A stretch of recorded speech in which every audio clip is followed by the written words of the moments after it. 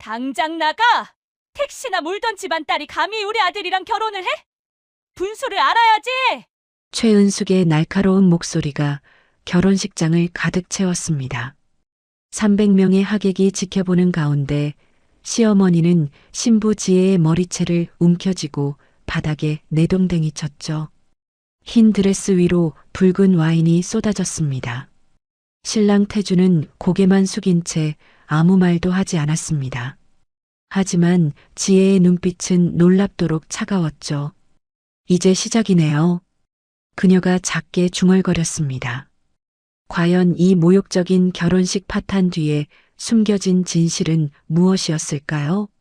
시청 전에 구독과 좋아요 꼭 부탁드립니다. 영상 제작에 큰 힘이 됩니다. 당장 나가라니까. 이 거짓말쟁이야. 최은숙의 목소리가 웨딩홀 천장까지 울려 퍼졌습니다. 결혼식을 10분 앞둔 시각이었죠. 하객 300명이 자리를 채운 화려한 식장이었습니다. 크리스털 샹들리에가 반짝이고 흰 장미 수천 송이가 통로를 장식했습니다. 모든 것이 완벽해 보였죠. 하지만 단상의 상황은 완전히 달랐습니다. 최은숙이 신부 지혜의 머리채를 움켜쥐었습니다. 정성스레 올린 머리가 흐트러졌죠. 지혜의 얼굴이 일그러졌습니다. 통증 때문이었어요. 택시나 몰던 집안 것이 감히 우리 집안에 들어와? 넌 자격이 없어. 은숙이 지혜를 바닥으로 밀어냈습니다. 하얀 드레스가 대리석 바닥에 펼쳐졌죠. 하객들 사이에서 탄식이 터져나왔습니다. 누군가 휴대폰을 꺼내 영상을 찍기 시작했어요. 지혜는 바닥에 주저앉은 채 시어머니를 올려다봤습니다. 눈물이 흐를 법도 했지만 지혜의 눈은 말랐습니다. 오히려 묘하게 차분했죠. 신랑 태준이 단상 옆에 서 있었습니다. 턱시도 차림의 그는 고개를 숙인 채 아무 말도 하지 않았어요. 어머니를 말리지도 않았죠. 손은 주머니에 찔러 넣은 채였습니다. 시누이 유나가 앞으로 나섰습니다. 손에는 레드 와인이 든 잔이 들려 있었죠. 언니, 아니 지혜 씨. 가난한 건 죄가 아니에요. 하지만 거짓말로 우리 오빠한테 접근한 건 용서 못해요. 유나가 말을 마치자마자 와인을 지혜의 드레스 위에 부었습니다. 붉은 액체가 흰 천을 적셨죠. 마치 피처럼 번져나갔습니다.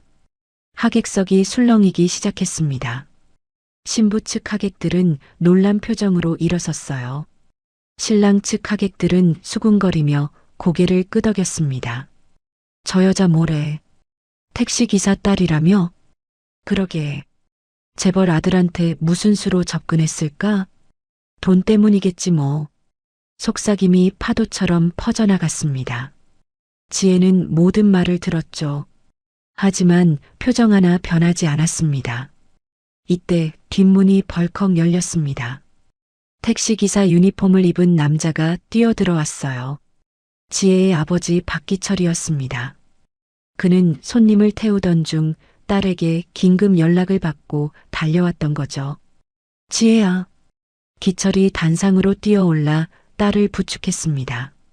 지혜는 아버지의 팔을 잡고 천천히 일어섰어요. 드레스는 와인 얼룩으로 망가졌지만 지혜의 자세는 꼿꼿했습니다. 은숙이 코웃음을 쳤습니다. 봐요, 여러분. 저게 신부 아버지예요. 택시기사, 우리 집안 격에 맞지 않죠? 웅성거림이 더 커졌습니다. 기철의 얼굴이 붉어졌어요. 수치심과 분노가 뒤섞인 표정이었죠. 하지만 지혜는 아버지의 손을 꼭 잡았습니다. 그리고 단상 한가운데로 걸어갔어요. 마이크를 집어들었죠. 최은숙 여사님. 지혜의 목소리는 놀랍도록 침착했습니다. 울먹임도 떨림도 없었어요. 오늘을 기억하세요. 평생? 그게 무슨 협박이야?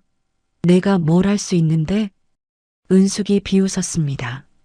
유나도 옆에서 킥킥거렸죠. 태주는 여전히 고개를 숙인 채였습니다.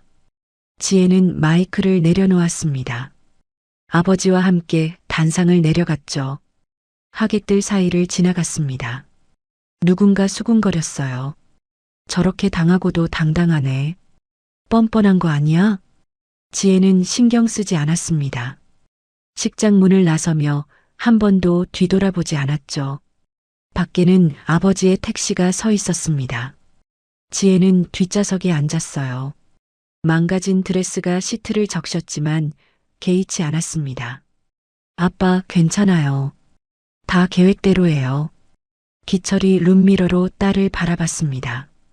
지혜는 미소를 지었죠. 차갑고 단단한 미소였습니다.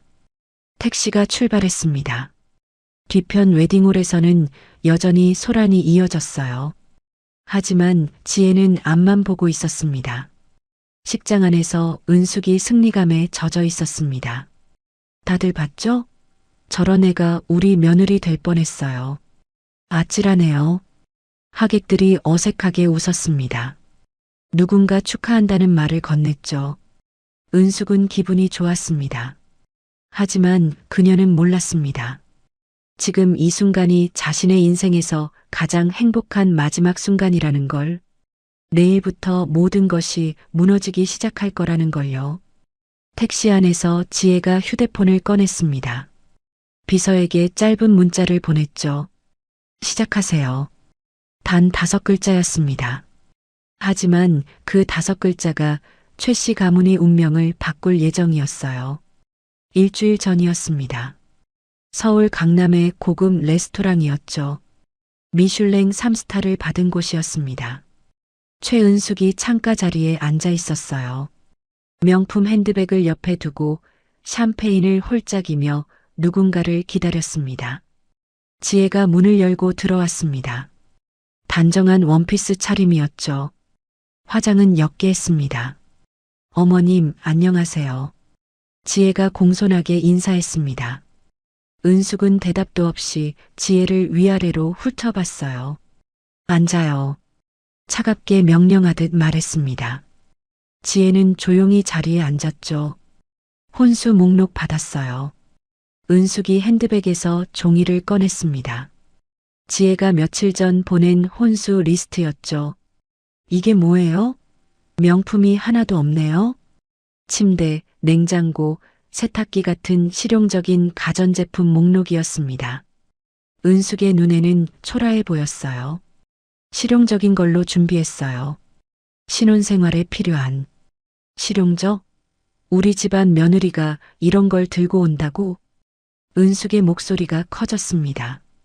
옆 테이블 손님들이 쳐다봤어요. 은숙은 신경 쓰지 않았죠. 택시비로 모은 돈이 이것밖에 안 돼요? 창피해서 어떡해요. 어머님, 아버지는 성실하게 일하시면서. 성실? 그래서 평생 가난하게 사는 거죠.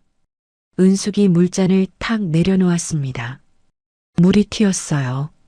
지혜의 옷에도 몇 방울 튀었죠. 솔직히 말할게요. 난 이 결혼 반대예요. 우리 태준이한테 당신은 부족하죠. 지혜는 아무 말도 하지 않았습니다. 은숙의 말을 조용히 들었죠. 그래도 아들이 좋다니까 허락은 했어요. 하지만 조건이 있어요. 어떤 조건이죠? 은숙이 몸을 앞으로 기울였습니다. 목소리를 낮췄어요. 하지만 여전히 옆 테이블에서 들릴 만한 크기였습니다. 결혼식 때 하객들이 당신 아버지 직업 물으면 뭐라고 할 거예요? 택시 기사라고 하려고요. 안 돼요. 은숙이 테이블을 손바닥으로 쳤습니다. 다른 손님들이 완전히 이쪽을 쳐다봤죠. 사업한다고 해요. 절대 택시 기사라고 하지 마요. 알겠어요? 지혜의 눈빛이 차가워졌습니다. 하지만 목소리는 여전히 차분했어요. 아버지는 정직하게 일하시는 분이에요. 부끄러울 게 없어요. 정직? 그래요, 정직하죠. 그래서 평생 그 모양 그 꼴로 사는 거예요. 은숙의 목소리가 날카로워졌습니다. 레스토랑 매니저가 슬쩍 이쪽을 보더니 다가왔어요. 손님, 다른 손님들께서. 은숙이 매니저를 쏘아봤습니다. 우리 얘기하는 거예요. 신경 쓰지 마요.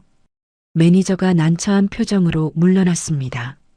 지혜는 냅킨으로 옷에 휜물을 닦았습니다. 천천히 침착하게요. 어머님 말씀대로 할게요. 뭐라고요? 사업한다고 하겠어요. 그게 어머님을 편하게 하신다면요. 은숙의 표정이 살짝 풀렸습니다. 예상보다 쉽게 굴복해서 의외였죠. 처음부터 그렇게 나오지 그랬어요. 며느리 될 사람이 시어머니 말은 들어야죠. 은숙이 샴페인을 다시 마셨습니다. 지혜는 자신의 물잔을 천천히 들었어요. 하지만 한 가지만 여쭤봐도 될까요? 뭔데요? 제가 어머님께 무슨 잘못을 했나요?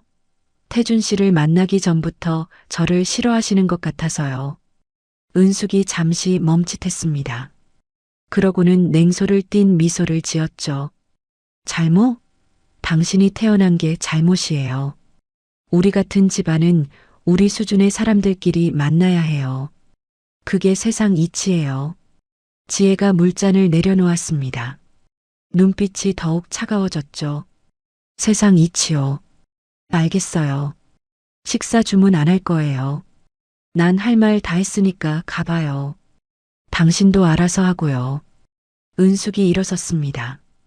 핸드백을 들고 밖으로 나갔어요. 지혜는 자리에 그대로 앉아 있었습니다. 웨이터가 다가왔습니다. 주문하시겠어요? 아니요. 저도 나갈게요. 지혜가 일어나 계산을 했습니다. 은숙이 마신 샴페인 갖가지요. 웨이터가 미안한 표정을 지었죠. 괜찮으세요? 네, 괜찮아요. 지혜가 레스토랑을 나섰습니다. 밖에서 휴대폰을 꺼냈어요. 아버지에게 전화를 걸었죠. 아빠, 저예요. 괜찮아요. 예상했던 거예요. 네, 계획대로 진행할게요. 통화를 끊고 택시를 잡았습니다. 차 안에서 지혜는 창밖을 바라봤어요. 강남의 화려한 네온 사인이 스쳐 지나갔습니다. 운전기사가 말을 걸었습니다. 어디 안 좋은 일 있으셨어요? 아니요. 좋은 일 있을 예정이에요. 지혜가 작게 미소 지었습니다. 하지만 그 미소에는 온기가 없었죠. 결혼식 3일 전이었습니다. 최 씨 가문의 대저택이었죠. 서울 성북동 언덕 위에 자리한 3층 양옥이었습니다. 지혜가 초인종을 눌렀습니다. 손에는 과일 바구니와 한우 선물 세트가 들려 있었어요. 가정부가 문을 열어줬습니다. 어서 오세요. 안으로 들어오세요. 현관을 들어서자 화려한 샹들리에가 보였습니다.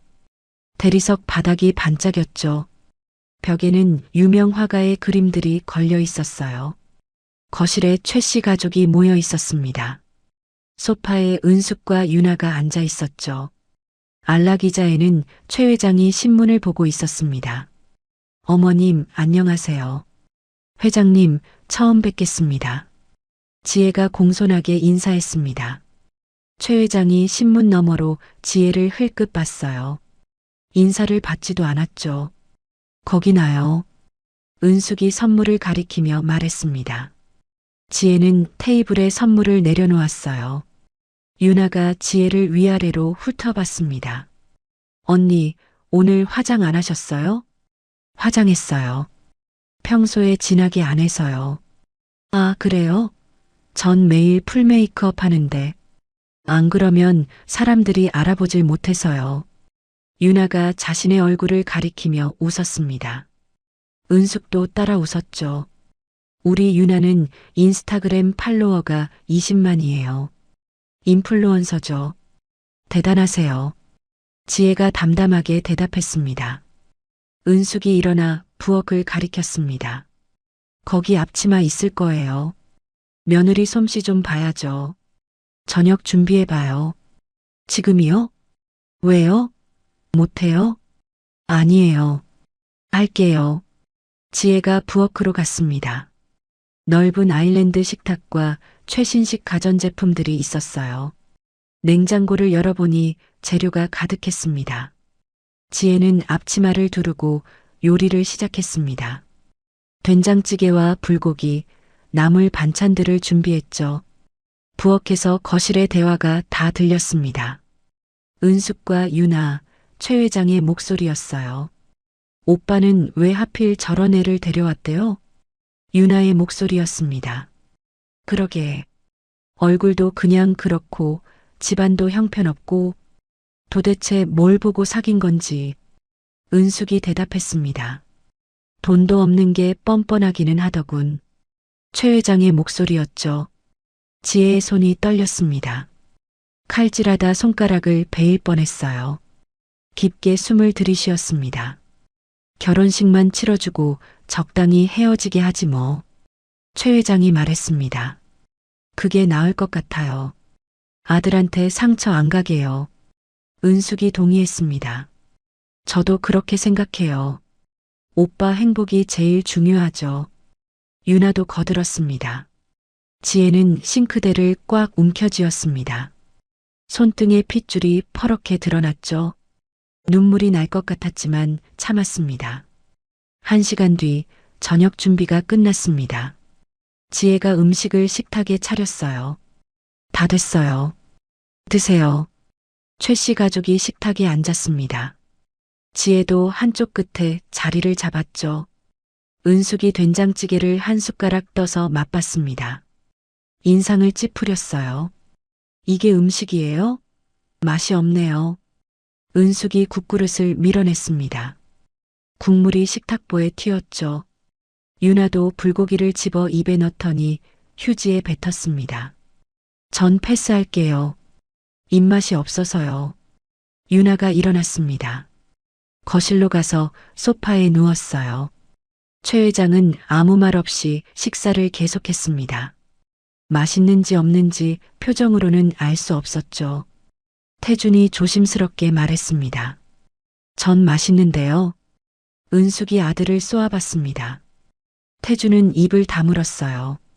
숟가락을 내려놓았죠. 지혜는 자신의 접시를 바라봤습니다. 음식을 한 점도 먹지 못했어요. 목이 메어서 삼킬 수가 없었습니다. 설거지는 할 줄 알죠? 은숙이 물었습니다. 네. 그럼 다 치워요. 우린 TV 볼 거니까. 최 씨 가족이 거실로 갔습니다. 대형 TV에서 드라마가 나왔어요. 웃음소리가 들렸죠. 지혜는 혼자 부엌에서 설거지를 했습니다. 수십 개의 그릇과 냄비를 씻었어요. 손이 빨갛게 부어올랐습니다. 1시간 뒤 설거지를 끝냈습니다. 지혜가 거실로 나갔죠. 다 했어요. 그럼 저는 이만. 잠깐. 최 회장이 처음으로 지혜에게 직접 말을 걸었습니다. 앉아봐요. 지혜가 소파 끝에 앉았습니다. 결혼 후 계획이 뭐요? 열심히 살려고요. 태준 씨 잘 내조하고요. 직장은? 그만둘 생각이에요. 태준 씨가 원한다면요. 그래요. 그게 낫겠어요. 우리 며느리가 밖에서 일하는 건 체면상 안 좋으니까. 지혜가 고개를 끄덕였습니다. 아이는 언제 가질 거요? 그건 태준 씨랑 상의해서요. 빨리 낳는 게 좋아요. 늦으면 애 키우기 힘들어요. 알겠어요. 최 회장이 다시 TV를 봤습니다. 대화가 끝났다는 신호였죠. 지혜가 일어났습니다. 그럼 들어갈게요. 안녕히 계세요. 아무도 대답하지 않았습니다. 지혜는 혼자 현관으로 걸어갔어요. 신발을 신고 문을 열었죠. 밖으로 나오자 차가운 밤 공기가 얼굴을 때렸습니다. 지혜는 대문을 나서서 골목으로 걸어갔어요. 한적한 곳에 서서 휴대폰을 꺼냈습니다. 아버지에게 전화를 걸었죠. 하지만 받지 않았습니다. 손님을 태우고 있을 거예요. 지혜는 전화를 끊고 벤치에 앉았습니다. 처음으로 눈물이 흘렀어요. 소리 없이 조용히 울었습니다. 10분쯤 지났을까요? 지혜가 눈물을 닦았습니다. 일어나서 택시를 잡았죠. 택시 안에서 지혜는 창밖을 봤습니다. 서울의 야경이 흘러갔어요. 기사님이 룸미러로 지혜를 봤습니다. 많이 힘드셨나 봐요? 괜찮아요. 곧 끝날 거예요. 지혜가 작게 웃었습니다. 결혼식 당일 아침이었습니다. 웨딩홀 신부 대기실이었죠. 화장대 거울 앞에 지혜가 앉아 있었습니다. 메이크업 아티스트가 마지막 손질을 하고 있었어요. 정말 예쁘세요. 신랑분이 감격하시겠어요. 감사해요. 지혜가 거울 속 자신을 바라봤습니다. 흰 드레스가 빛났죠. 머리는 우아하게 올렸습니다. 노크 소리가 들렸습니다. 문이 열렸어요. 은숙이 들어왔습니다. 유나와 하객 서너 명을 데리고요. 모두 화려한 드레스 차림이었습니다. 메이크업 아티스트가 인사했습니다. 안녕하세요. 거의 다 끝났어요. 수고했어요. 잠깐 자리 좀 비워줄래요? 은숙이 말했습니다. 아티스트가 난처한 표정으로 밖으로 나갔죠. 문이 닫히자 은숙이 지혜에게 다가왔습니다. 여러분, 우리 며느리 좀 보세요. 어때요? 하객들이 지혜를 훑어봤습니다. 날선 시선이었죠. 어머, 생각보다 평범한데요? 한 여자가 말했습니다. 그러게요. 신랑이 워낙 잘생겨서 기대했는데요. 다른 여자가 거들었습니다. 집안도 좀 그렇다면서요? 유나가 끼어들었습니다. 네. 신부 아버지가 택시 기사세요. 방 안이 조용해졌습니다. 하객들이 서로 눈을 마주쳤어요. 어머나. 그럼 정말 신데렐라 스토리네요. 한 여자가 비꼬듯 말했습니다. 지혜는 가만히 앉아 있었습니다. 표정 하나 바꾸지 않았죠. 은숙이 지혜 귀에 바짝 다가왔습니다. 숨소리가 느껴질 정도였어요. 식 끝나면 계약서 쓸 거예요. 태준이 재산 한 푼도 못 받는다는 계약서요. 서명 안 하면 오늘 식 바로 취소할 거예요. 지혜가 천천히 은숙을 돌아봤습니다. 왜 이러시는 거예요? 왜긴 왜예요? 내가 뭔데 우리 재산 노려요? 은숙의 목소리가 커졌습니다. 저는 재산에 관심 없어요. 거짓말하지 마요. 택시비나 받아먹던 집안 것이. 은숙이 코웃음을 쳤습니다. 하객들도 웃었어요. 지혜는 립스틱을 집어들었습니다. 거울을 보며 입술을 다시 칠했죠. 손이 전혀 떨리지 않았습니다. 대답 안 할 거예요? 은숙이 다그쳤습니다. 어머님 하시는 대로 할게요. 지혜가 담담하게 말했습니다. 그래요. 현명한 선택이에요. 은숙이 만족스러운 표정을 지었습니다. 그럼 우린 나갈게요. 식 시작 전에 다시 올 거예요. 계약서 갖고요. 은숙과 하객들이 방을 나갔습니다. 문이 닫혔죠. 지혜는 혼자 남았습니다. 거울을 봤어요. 완벽한 메이크업, 완벽한 드레스, 완벽한 헤어스타일. 하지만 지혜의 눈빛은 차가웠습니다. 무언가 결심한 사람의 눈이었죠. 휴대폰을 꺼냈습니다. 비서에게 메시지를 보냈어요. 준비 완료. 신호만 기다리세요. 답장이 바로 왔습니다. 알겠습니다, 회장님. 지혜가 휴대폰을 내려놓았습니다. 심호흡을 했어요. 거울 속 자신에게 말했죠. 이제 끝이야. 곧 끝나. 30분 후 은숙이 다시 문을 열고 들어왔습니다. 손에 서류를 들고 있었어요. 서명해요. 여기랑 여기요. 은숙이 계약서를 지혜 앞에 내밀었습니다. 지혜가 서류를 봤습니다. 재산 포기 각서였죠. 이혼 시 위자료도 받지 않는다는 조항도 있었습니다. 펜을 집어들었습니다. 서명란에 이름을 썼어요. 박지혜. 은숙이 서류를 챙겼습니다. 이제 식 시작할게요. 준비됐죠? 네. 지혜가 일어났습니다. 드레스가 바닥에 드리웠어요. 아, 그리고요. 식 끝나고 바로 신혼여행 가요. 일주일 동안 연락 안 될 거예요. 알겠어요. 은숙이 문을 나갔습니다. 지혜는 다시 거울을 봤죠. 부케를 들었습니다. 하얀 장미로 만든 부케였어요. 향기가 진했습니다. 복도로 나갔습니다. 아버지 기철이 기다리고 있었어요. 턱시도를 빌려 입은 아버지는 어색해 보였습니다. 아빠, 지혜야, 정말 예쁘다. 기철의 눈에 눈물이 맺혔습니다. 괜찮아요, 아빠. 다 잘 될 거예요. 지혜가 아버지 팔을 잡았습니다. 식장 문이 열렸습니다. 웨딩 마치가 흘러나왔어요. 하지만 지혜가 입장하기도 전에 식장 안에서 비명 소리가 들렸습니다. 은숙이 단상으로 뛰어오르고 있었던 거죠. 이 결혼 못합니다. 은숙의 목소리가 식장을 가득 채웠습니다. 300명의 하객이 일제히 단상을 봤어요. 지혜가 복도에서 걸음을 멈췄습니다. 아버지 기철이 긴장한 얼굴로 딸을 봤죠. 어머니, 무슨 일이세요? 태준이 당황해서 물었습니다. 닥쳐. 내가 속은 거야. 은숙이 아들을 밀쳤습니다. 그리고 입장하려던 지혜를 향해 손가락질했어요. 저 여자, 우리 집안 재산 노리고 거짓말로 접근했어요. 완전한 거짓말이었습니다. 하지만 은숙은 개의치 않았죠. 지혜가 부케를 든 채 단상으로 걸어갔습니다. 침착한 걸음이었어요. 어머님, 무슨 말씀이세요? 지혜가 물었습니다. 목소리는 떨리지 않았죠. 무슨 말이냐고? 내가 뭔지 다 알아냈어. 은숙이 지혜에게 다가갔습니다.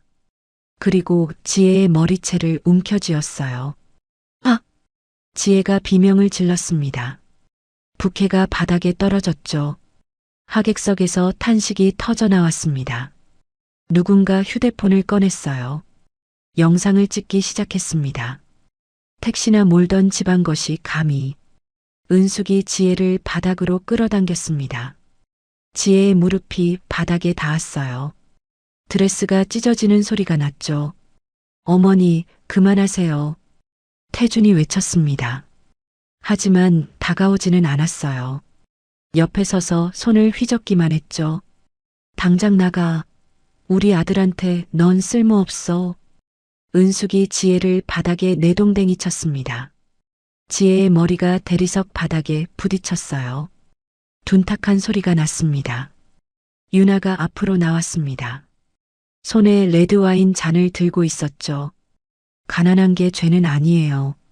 하지만 거짓말쟁이는 용서 못해요. 유나가 말을 마치자마자 와인을 지혜에게 부었습니다. 붉은 액체가 흰 드레스를 적셨어요. 피처럼 번졌죠. 하객석이 완전히 술렁였습니다. 저게 무슨 일이야? 신부가 뭘 잘못했길래? 신부 측 하객들이 일어섰습니다. 어머, 택시 기사 딸이래요. 재벌 아들 잡으려고 거짓말했대요. 신랑 측 하객들이 수군거렸습니다. 그러게, 요즘 그런 여자들 많잖아요. 지혜는 바닥에 앉은 채 은숙을 올려다봤습니다. 와인으로 얼룩진 드레스, 흐트러진 머리, 찢어진 베일. 하지만 지혜의 눈빛은 차가웠습니다. 눈물 한 방울 없었죠. 지혜야. 뒷문이 벌컥 열렸습니다. 아버지 기철이 뛰어들어왔어요. 택시기사 유니폼을 입은 채였습니다. 하객들이 웅성거렸습니다. 저 사람이 신부 아버지야? 택시기사 유니폼을 입고 왔네. 정말 택시기사였구나. 기철이 단상으로 뛰어올랐습니다. 딸을 부축해서 일으켰어요. 괜찮니? 다친 데 없니? 괜찮아요, 아빠. 지혜가 아버지의 팔을 잡고 일어섰습니다. 드레스는 와인으로 망가졌지만 지혜의 자세는 꼿꼿했어요. 은숙이 비웃었습니다. 봐요, 여러분. 저게 우리 며느리 될 뻔한 사람이에요. 택시기사 딸. 하객들 사이에서 웃음이 터져 나왔습니다. 조롱하는 웃음이었죠. 지혜는 마이크 스탠드로 걸어갔습니다. 마이크를 집어들었어요. 식장이 조용해졌습니다. 모두 지혜를 봤죠. 최은숙 여사님. 지혜의 목소리가 스피커를 통해 울려 퍼졌습니다. 떨림도 울먹임도 없었어요. 오늘을 기억하세요. 평생? 그게 무슨 협박이야? 내가 뭘 할 수 있는데? 은숙이 팔짱을 끼며 비웃었습니다. 유나도 킥킥거렸습니다. 언니, 너무 드라마틱한데요? 복수라도 할 거예요? 태주는 고개를 숙인 채 아무 말도 하지 않았습니다. 손이 주머니에 깊이 박혀 있었어요. 지혜는 마이크를 내려놓았습니다. 아버지와 함께 단상을 내려갔죠. 하객들 사이를 지나갔습니다. 사람들이 길을 비켜줬어요. 수군거리는 소리가 들렸습니다. 저렇게 당하고도 당당하네. 뻔뻔한 거 아니야? 가난하면 참아야지. 지혜는 귀를 막지 않았습니다. 모든 말을 들었어요. 하지만 걸음은 멈추지 않았죠. 식장 문을 나섰습니다. 밖에는 아버지의 택시가 서 있었어요. 지혜가 뒷좌석에 탔습니다. 망가진 드레스가 시트를 적셨죠. 아빠, 괜찮아요. 다 계획대로예요. 기철이 룸미러로 딸을 봤습니다. 정말 괜찮니? 네. 이제 시작이에요. 지혜가 미소를 지었습니다. 차갑고 단단한 미소였어요. 택시가 출발했습니다. 웨딩홀이 멀어졌죠. 뒤편 식장 안에서 은숙이 웃고 있었습니다. 다들 봤죠? 저런 애가 우리 며느리 될 뻔했어요. 아찔하네요. 하객들이 어색하게 웃었습니다. 축하드려요. 잘하셨어요. 누군가 말했습니다. 은숙은 기분이 좋았습니다. 승리한 기분이었죠. 하지만 그녀는 몰랐습니다. 지금 이 순간이 자신의 인생에서 마지막 행복한 순간이라는 것을요. 택시 안에서 지혜가 휴대폰을 꺼냈습니다. 비서에게 문자를 보냈어요. 시작하세요. 단 4글자였습니다. 답장이 즉시 왔습니다. 명령대로 하겠습니다, 회장님. 지혜가 휴대폰을 내려놓았습니다. 창밖을 봤어요. 서울거리가 흘러갔습니다. 아버지가 물었습니다. 정말 이렇게 해도 되는 거니? 네, 아빠. 이제 그들이 제대로 배울 시간이에요. 택시는 계속 달렸습니다. 지혜의 눈빛은 어느 때보다 차가웠죠. 다음 날 아침 9시였습니다. 최 회장의 휴대폰이 울렸어요. 여보세요? 최 회장님, 김 부장입니다. 큰일 났습니다. 은행 부장의 목소리가 급박했습니다. 무슨 일인가? 저희 은행이 회장님께 대출해드린 50억 원을 즉시 상환하라는 본사 지시가 내려왔습니다. 뭐라고? 만기가 아직 2년이나 남았는데 저도 모르겠습니다. 갑자기 위에서 내려온 결정이라 전화가 끊겼습니다. 최 회장이 당황한 표정으로 휴대폰을 내려다봤어요. 또 전화가 울렸습니다. 이번에는 거래처였죠. 최 회장님, 저희 계약 전면 해지하겠습니다. 왜 갑자기? 우리 10년 넘게 거래했잖아. 죄송합니다. 본사 결정입니다. 전화가 또 끊겼습니다. 은숙이 거실로 내려왔습니다. 여보, 무슨 일이에요? 아침부터 전화기가 난리예요. 그러게. 이상해. 은행이랑 거래처에서 최 회장의 말이 채 끝나기도 전에 또 전화가 왔습니다. 이번에는 부동산 건물주였어요. 최 회장님, 건물 임대차 계약 파기합니다. 일주일 내로 비워주세요. 뭐? 계약서에 그런 조항 없어. 건물이 팔렸습니다. 새 주인이 즉시 퇴거를 요청했습니다. 누가 샀는데? 모르겠습니다. 익명 투자자라고만. 최 회장의 얼굴이 하얗게 질렸습니다. 여보, 무슨 일이에요? 은숙이 다급하게 물었습니다. 그때 초인종이 울렸습니다. 가정부가 문을 열었어요. 세무서에서 나왔습니다. 특별 세무조사 실시하겠습니다. 세무 공무원 5명이 집 안으로 들어왔습니다. 은숙이 비명을 질렀습니다. 뭐예요? 왜 우리 집에? 법적 절차입니다. 협조해 주시죠. 공무원들이 서류를 펼쳤습니다. 유나가 2층에서 내려왔습니다. 엄마, 무슨 일이에요? 모르겠어. 갑자기 다 이상해졌어. 유나의 휴대폰도 울렸습니다. 여보세요? 네. 건물이 팔렸다고요? 제 부티크가 있는 건물이요? 유나의 목소리가 떨렸습니다. 새 건물주가 임대료를 10배로 올렸대요. 못 내면 당장 나가래요. 그럴 리가. 계약서 확인해봐. 이미 확인했어요. 건물주 변경 시 임대료 재협상 가능하다는 조항이 있어요. 유나가 주저앉았습니다. 태준도 현관으로 들어왔습니다. 얼굴이 창백했어요. 차가 없어졌어요. 뭐? 리스 회사에서 회수해 갔어요. 리스료 미납이래요. 무슨 소리야? 자동이체로 나가는데. 계좌가 동결됐대요. 은행에서. 최 씨 가족이 거실에 모였습니다. 모두 패닉 상태였죠. 이게 대체 무슨 일이야? 최 회장이 외쳤습니다. 회사로 전화를 걸었습니다. 총무이사가 받았어요. 사장님, 큰일 났습니다. 건물주가 바뀌었어요. 알아. 다들 나한테 전화했어. 직원들이 다 짐 싸고 있어요.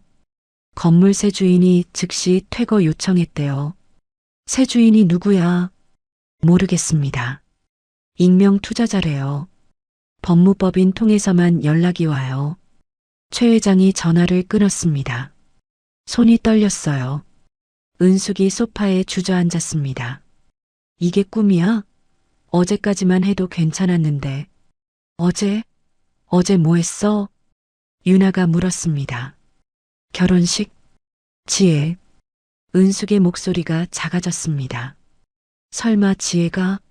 택시기사 딸이 이런 걸 할 수 있을 리 없어요. 태준이 말했습니다. 하지만 마음 한구석이 불안했습니다. 지혜의 마지막 말이 떠올랐어요. 오늘을 기억하세요. 평생. 그때는 허세인 줄 알았습니다. 하지만 지금. 회장님. 비서가 급하게 전화를 걸어왔습니다. 주거래 은행 외에 다른 은행들도 전부 대출 회수 통보했습니다. 전부? 네. 총 200억 원입니다. 일주일 안에 상환하래요. 200억? 그게 어디 있어? 최 회장이 소리쳤습니다. 그리고 주식이 폭락하고 있습니다. 뭐? 누군가 대량 매도하고 있어요. 주가가 30% 떨어졌어요. 최 회장이 휴대폰을 떨어뜨릴 뻔했습니다. 은숙이 남편을 붙잡았습니다. 여보, 어떡해요? 우리 어떻게 되는 거예요? 최 회장은 대답할 수 없었습니다. 머릿속이 하얗게 비었어요. 유나가 울기 시작했습니다. 오빠, 이거 다 지혜 때문 아니야? 태주는 고개를 저었습니다. 하지만 확신이 없었죠. 그럴 리 없어. 지혜는 그냥 평범한 여자였어. 하지만 정말 그랬을까요? 태준도 이제는 확신할 수 없었습니다. 세무 공무원들이 서재에서 서류를 뒤지고 있었습니다.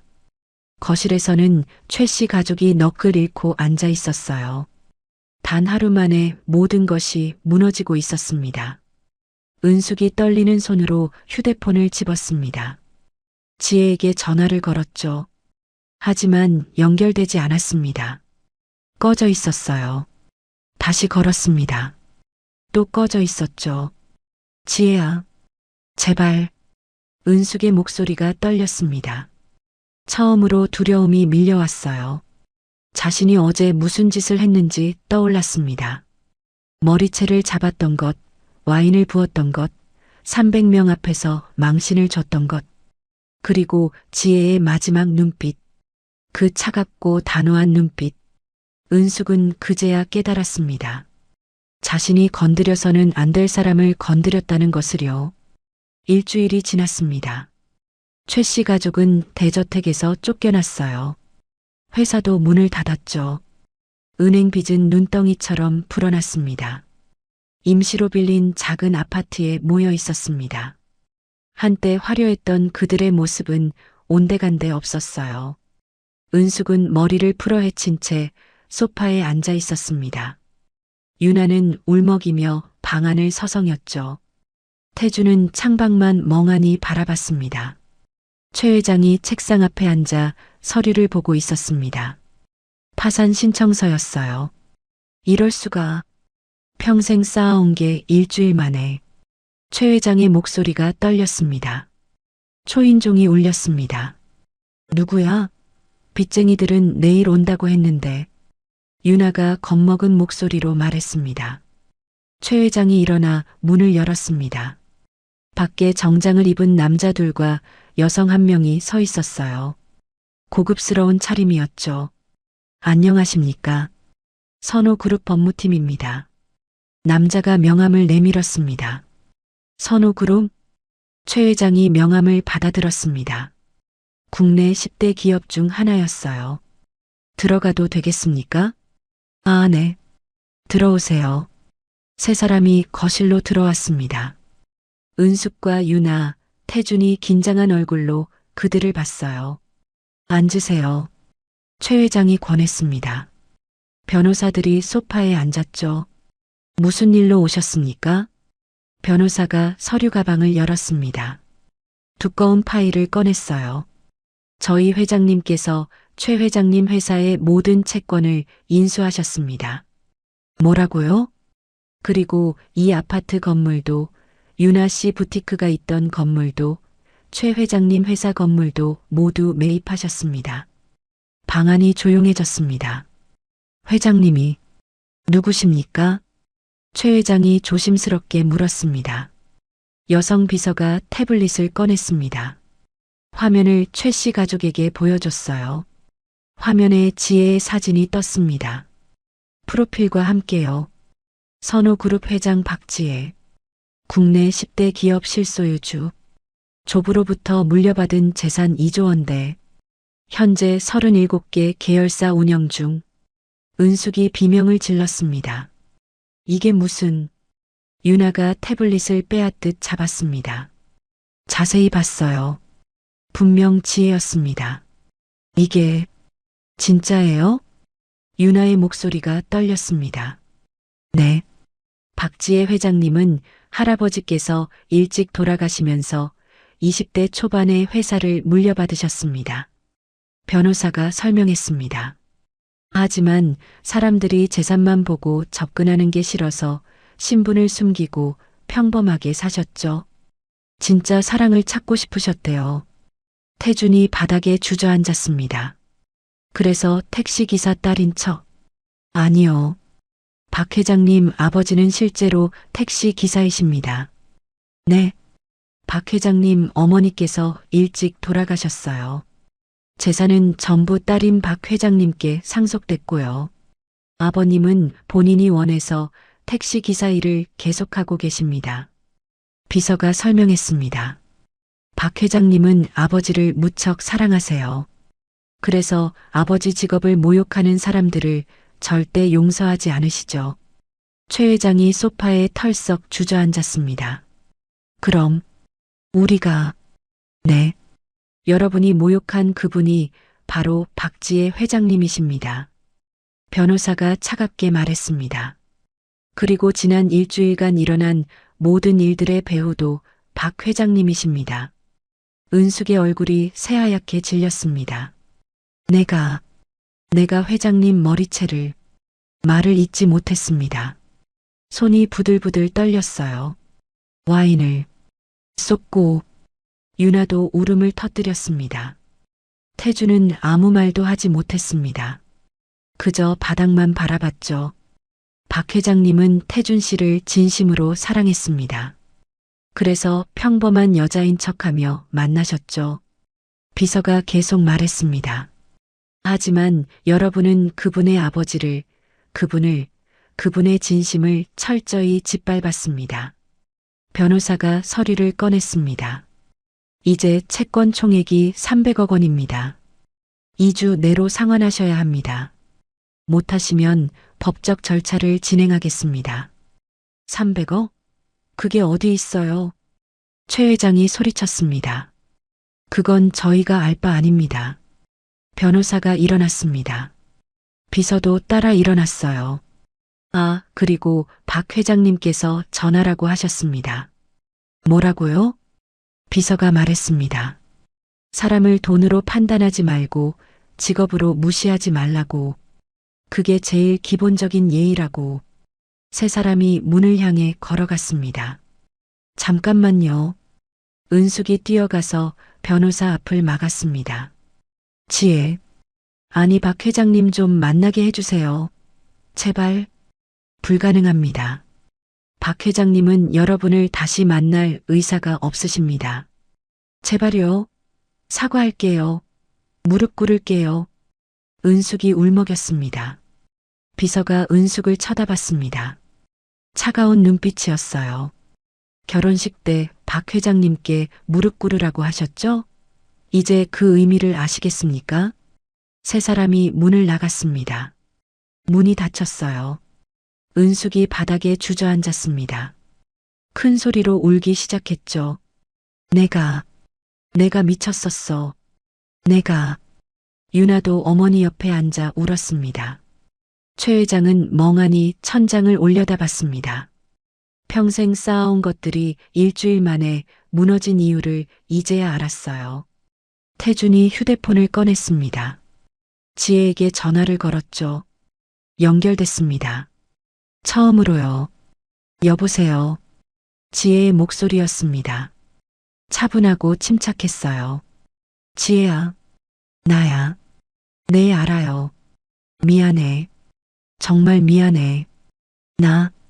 태준의 목소리가 떨렸습니다. 사과는 필요 없어요. 전 이미 결정했으니까요. 만나줘. 제발. 다시 시작하자. 내가 잘못했어. 다시 시작? 태준 씨, 우리는 시작도 못했어요. 지혜의 목소리는 담담했습니다. 결혼식 때 시어머님이 제 머리채 잡을 때 말리지도 않았잖아요. 그게 태준 씨의 진짜 모습이에요. 태준이 아무 말도 하지 못했습니다. 행복하세요. 앞으로는요. 지혜가 전화를 끊었습니다. 뚜마이너스 하는 신호음만 들렸어요. 태준이 휴대폰을 떨어뜨렸습니다. 바닥에서 쨍그랑 소리가 났죠. 최 씨 가족은 좁은 거실에 모여 앉아 울었습니다. 평생 남을 무시하고 살았던 대가를 치르고 있었어요. 일주일이 더 지났습니다. 선호그룹 본사 앞이었어요. 서울 여의도의 50층 빌딩이었죠. 최 씨 가족이 로비에 서 있었습니다. 초라한 옷차림이었어요. 은숙은 명품 핸드백 대신 낡은 가방을 들었습니다. 유나는 화장기 없는 얼굴이었죠. 회전문이 돌아갔습니다. 지혜가 나왔어요. 검은 정장 차림이었습니다. 머리를 단정하게 올렸죠. 뒤에는 비서와 경호원이 따라왔어요. 지혜가 걸음을 멈췄습니다. 최 씨 가족을 봤죠. 은숙이 앞으로 나갔습니다. 그리고 무릎을 꿇었어요. 지혜야, 우리가 미쳤었어. 용서해줘. 은숙의 목소리가 떨렸습니다. 눈물이 흘렀어요. 유나도 무릎을 꿇었습니다. 언니, 제발, 우리 잘못했어. 최 회장도 허리를 깊게 숙였습니다. 박 회장님, 제발 한 번만. 태준이 지혜 앞으로 다가갔습니다. 지혜야, 나 너 정말 사랑했어. 진심이야. 다시 시작하자. 지혜는 표정 하나 변하지 않았습니다. 차갑게 태준을 봤어요. 사랑했다고요? 네, 진심으로. 그럼 왜 결혼식 때 어머님이 제 머리채 잡을 때 말리지 않았어요? 태준이 입을 다물었습니다. 와인을 부을 때도요. 300명 앞에서 저를 망신 줄 때도요. 태준 씨는 고개만 숙이고 계셨잖아요. 지혜의 목소리는 차분했지만 날카로웠습니다. 그게 나도 당황해서. 당황? 사랑하는 사람이 폭력을 당하는데 당황해서 가만히 있었다고요? 태준이 아무 말도 하지 못했습니다. 지혜가 은숙을 내려다봤습니다. 어머님, 일어나세요. 은숙이 고개를 들었습니다. 얼굴이 눈물로 범벅이었어요. 전 용서 못해요. 절대로요. 지혜의 목소리가 단호했습니다. 지혜야, 여러분이 저를 판단한 기준이 뭐였죠? 제 아버지 직업이었어요. 택시기사라서 무시했죠. 지혜가 한 걸음 앞으로 나갔습니다. 그게 여러분의 본 모습이에요. 돈으로 사람을 판단하고 직업으로 사람을 무시하는 거요. 그건 절대 안 변해요. 최 회장이 앞으로 나왔습니다. 박 회장님, 그럼 건물이라도 돌려주시오. 우리가 처음부터 다시. 안 됩니다. 지혜가 단호하게 말했습니다. 하지만 작은 가게 하나 차릴 자금은 보내드릴게요. 5천만 원이요. 5천만 원? 네. 그걸로 처음부터 다시 시작하세요. 제 아버지처럼 정직하게요. 지혜가 돌아섰습니다. 비서와 경호원이 따라왔어요. 지혜야, 제발. 은숙이 소리쳤습니다. 하지만 지혜는 뒤돌아보지 않았죠. 길 건너편에 택시 한 대가 서 있었습니다. 아버지 기철이 운전석에 앉아 있었어요. 지혜가 뒷좌석에 탔습니다. 다 끝났니? 기철이 룸미러로 딸을 봤습니다. 네, 아빠. 이제 진짜 시작이에요.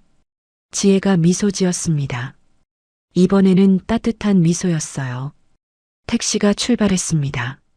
최 씨 가족이 멀어졌죠. 은숙이 바닥에 주저앉아 울었습니다. 유나가 어머니를 부축했어요. 최 회장은 멍하니 서 있었죠. 태주는 떠나는 택시를 바라봤습니다. 그들은 이제 알았습니다. 진짜 중요한 게 무엇인지요. 하지만 너무 늦었어요. 한 달이 지났습니다. 홍대 근처 조용한 골목이었어요. 작은 카페가 새로 문을 열었습니다. 지혜의 작은 쉼터라는 간판이 걸려 있었죠. 지혜가 앞치마를 두르고 카운터에 서 있었습니다. 화장은 옅게 했어요. 머리는 자연스럽게 내렸죠. 초인종이 울렸습니다. 손님이 들어왔어요. 30대 중반쯤 되어 보이는 남자였습니다. 따뜻한 미소를 띠고 있었어요. 수수한 옷차림이었죠. 어서 오세요. 지혜가 밝게 인사했습니다.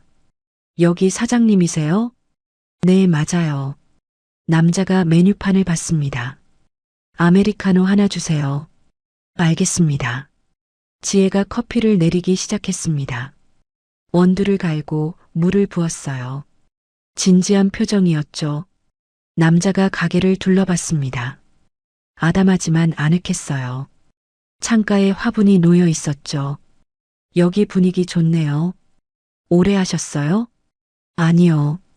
한 달 됐어요. 그래요? 새로 시작하신 거네요. 네. 새로운 시작이요. 지혜가 커피를 건넸습니다. 라떼 아트로 작은 하트가 그려져 있었어요. 남자가 한 모금 마셨습니다. 맛있네요. 정성이 느껴져요. 감사해요. 정성껏 만들었거든요. 두 사람이 눈을 마주쳤습니다. 남자가 미소 지었어요. 저 근처 학교에서 미술 선생님 하고 있어요. 앞으로 자주 올 것 같아요. 환영이에요. 자주 오세요. 지혜도 미소 지었습니다. 진심 어린 미소였어요. 남자가 창가 자리에 앉았습니다. 커피를 마시며 창밖을 봤죠. 지혜는 카운터로 돌아와 다음 손님을 맞을 준비를 했습니다. 마음이 편안했어요. 휴대폰이 울렸습니다. 아버지였어요. 아빠, 지혜야, 손님은 많니? 네, 생각보다 많아요. 다행이다. 아빠가 저녁 해놓을게. 고마워요, 아빠. 통화를 끊고 지혜는 창밖을 봤습니다. 햇살이 따뜻했어요. 과거의 화려함은 사라졌습니다. 하지만 지금이 더 행복했어요. 진짜 자신으로 살 수 있었으니까요. 미술 선생님이 자리에서 일어났습니다. 카운터로 왔어요. '다음 주에 또 올게요. 커피 정말 맛있어요. 감사합니다. 아, 그리고 실례가 안 된다면 이름이 어떻게 되세요? 지혜요. 박지혜요. 지혜 씨, 좋은 이름이에요. 전준호예요. 김준호요. 두 사람이 악수를 했습니다. 따뜻한 악수였어요. 준호가 가게를 나갔습니다. 지혜는 그의 뒷모습을 봤죠. 미소가 번졌습니다. 이제 진짜 시작이었어요. 돈도 지위도 아닌 진심으로 만나는 사람들과의 시작이요. 저녁이 되었습니다. 지혜가 가게 문을 닫았어요. 앞치마를 벗고 밖으로 나왔죠. 아버지의 택시가 와 있었습니다. 지혜가 뒷좌석에 탔어요.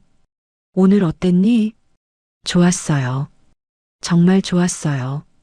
다행이다. 아빠가 자랑스럽다. 저야말로요, 아빠. 아빠가 있어서 여기까지 왔어요. 기철이 룸미러로 딸을 봤습니다. 눈시울이 붉어졌어요. 우리 딸 정말 강하게 컸구나. 네, 아빠. 아빠 딸이니까요. 택시가 움직였습니다. 저녁 노을이 하늘을 물들이고 있었어요. 창밖으로 서울의 거리가 지나갔습니다.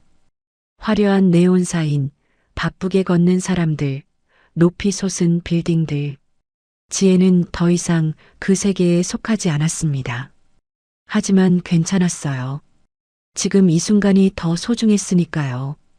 택시는 계속 달렸습니다. 작은 아파트로 향하면서요. 크지 않지만 따뜻한 집으로요. 그리고 지혜는 알았습니다. 진짜 행복은 돈이 아니라 진심에서 온다는 것을요. 최 씨 가족은 5천만 원으로 작은 분식집을 열었습니다. 처음에는 서툴렀죠. 하지만 점점 나아졌어요. 그들도 배웠습니다. 사람을 겉으로 판단하면 안 된다는 것을요. 너무 늦게, 너무 큰 대가를 치르고요. 은숙은 매일 아침 일찍 일어나 떡볶이를 끓였습니다. 유나는 주문을 받았죠. 최 회장은 설거지를 했어요. 태주는 배달을 다녔습니다. 평범한 일상이었습니다. 하지만 그들은 이제야 알았어요. 평범한 게 얼마나 소중한지를. 어느 날 저녁 은숙이 TV를 켰습니다. 뉴스가 나왔어요.